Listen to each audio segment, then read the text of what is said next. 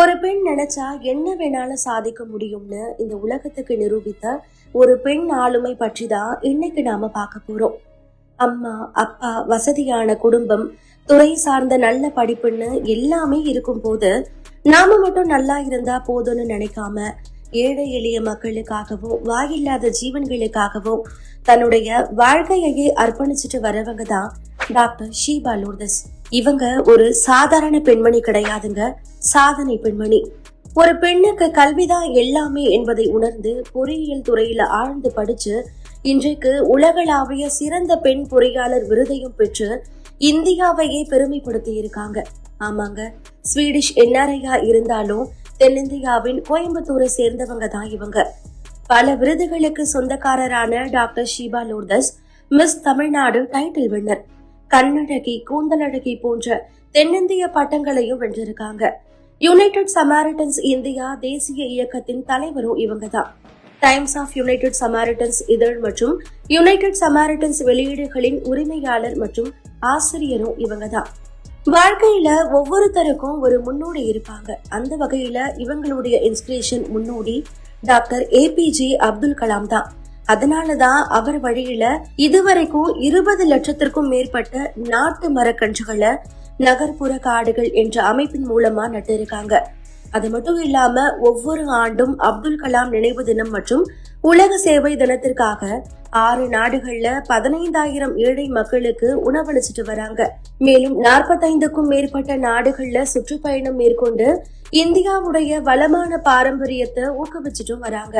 United Samaritans அறக்கட்டளையின் சர்வதேச தலைவரும் தொழில்நுட்ப வல்லுநருமான டாக்டர் ஷீபா லூர்தஸ்க்கு Padma Bhushan, doctor A Sivathanu Pillai BrahMos aerospace நிறுவனர் விருது வழங்கி அவரை கௌரவப்படுத்தி இருக்காரு.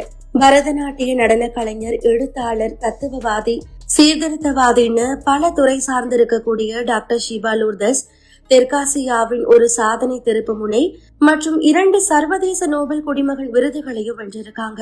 அடுத்தடுத்து பல சாதனைகள், விருதுகள் வாங்கி புகழின் உச்சத்தை அடைந்திருந்தாலும் கூட டாக்டர் ஷீபா லூர்தஸ் தன்னுடைய கொள்கையில உறுதியா இருந்து ஏழை எளிய மக்களுக்காகவும் வாயில்லாத ஜீவன்களுக்காகவும் தன்னுடைய சேவையை செஞ்சுட்டு வராங்க. இது எல்லாத்துக்கும் மேல HIV பாசிட்டிவ் விமன்ஸ் தங்கறதுக்கான இடம் மட்டும் இல்லாம அவங்க இந்த சமுதாயத்துல யாருடைய உதவியும் இல்லாம வாழ்வதற்கான பயிற்சி, தன்னம்பிக்கைய தொடர்ந்து கொடுத்துட்டு வராங்க.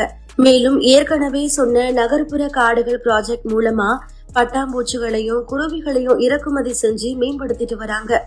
அது மட்டும் இல்லாம வீட்டு வளர்ப்பு பிராணிகள் இல்லாம, தெருவுல பராமரிக்க ஆள் இல்லாம, உடல்நலம் குன்றிய, உணவு இல்லாத, வாயில்லாத ஜீவன்களுக்காக மொபைல் பெட் கிளினிக் தொடங்க வேண்டும் என்ற இலக்க மையமா வச்சிருக்காங்க.